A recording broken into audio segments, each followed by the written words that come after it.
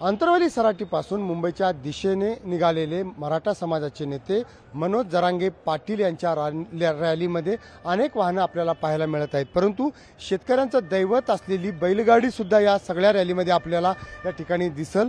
बीड जिल्ह्यातील ही बैलगाडी चालक जे आहेत स्वतः शेतकरी आहेत।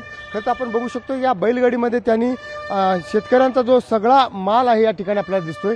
कांद्याची हार जो आहे कांद्याचा हार या सगळ्या गाडीला घालण्यात आलेला आहे।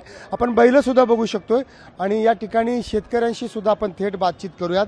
दादा, तुमचं नाव काय आहे? बैलगाडी घेऊन मुंबईला निघालात? माझं नाव ज्ञानेश्वर चिरके, आम्ही सालेवडगाव आंबेवाडीचे राहणारे, तालुका आष्टी, जिल्हा बीड। तर बैलगाडी घेऊन जाण्याचा उद्देश हाच की सरकारला दाखवायचंय कुणबी म्हणजे शेतकरी, का तर सरकार अंत पाहू राहिले, आरक्षण देऊच नाही राहिलं। त्यासाठी सरकारला एकच इशारा देऊन चाललोत की सरकार आरक्षण लवकर द्या, नाहीतर आम्ही बैलगाडी घेऊन सगळं मंत्रालयावर येऊ राहिलो आझाद मैदानावर।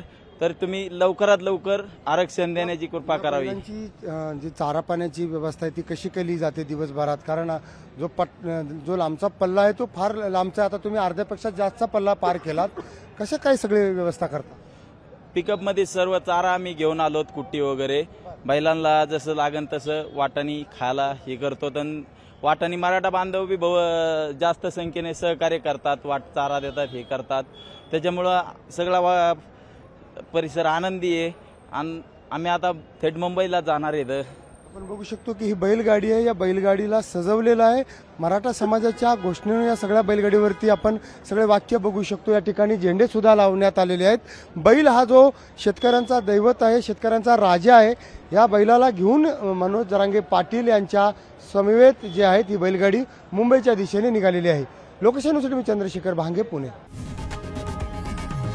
लोकशाही मराठी ऐका, पहा, जागरूक रहा।